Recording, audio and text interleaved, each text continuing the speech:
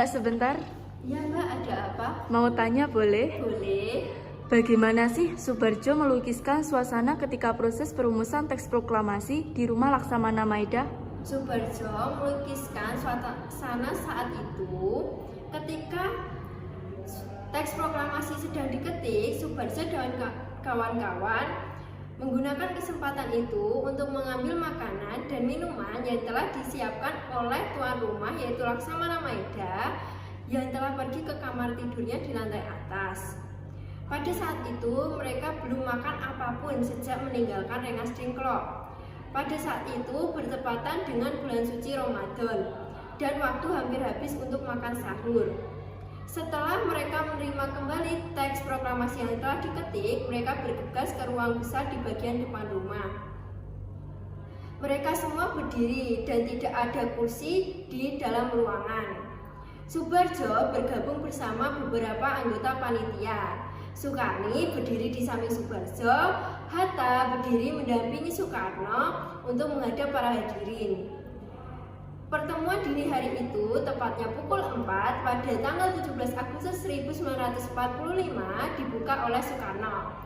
Karena keadaannya mendesak, Soekarno dan kawan-kawan bergegas untuk menyiapkan pelaksanaan proklamasi kemerdekaan. Halo Ca. Halo Desi, Mau tanya dong? boleh?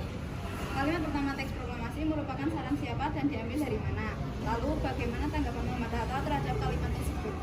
Kalimat teks pertama dari teks proklamasi yang disusun oleh Ahmad Subarjo yang diambil dari rumusan Doko Jumbi Kosakai.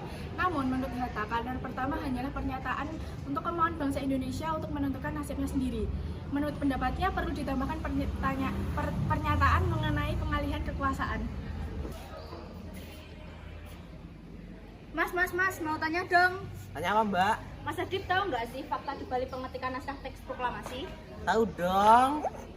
Mesin ketik yang digunakan saat itu merupakan mesin ketik buatan dari Jerman, pinjaman dari Kolonel Kaldeler Angkatan Laut Jerman, yaitu Kriegsmarine, yang berkantor di gedung KPM di Koningsplein, Medan Merdeka Timur. Teks proklamasi juga disusun oleh Soekarno, Hatta, dan Subarjo di rumah Laksamana Maida pada tanggal 17 Agustus 1945 pada pukul 3 pagi.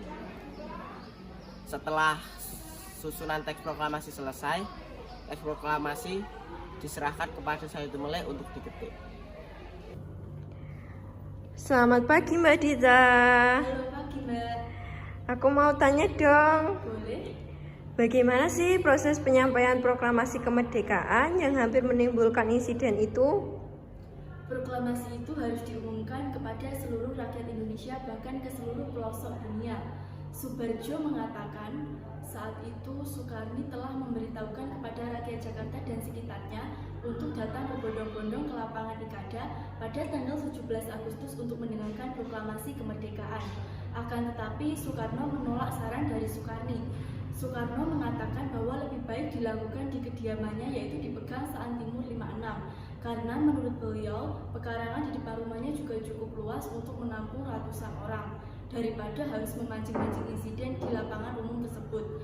Karena menurut Soekarno, suatu kegiatan atau rapat umum tanpa diatur sebelumnya oleh penguasa-penguasa militer akan menimbulkan insiden atau salah paham.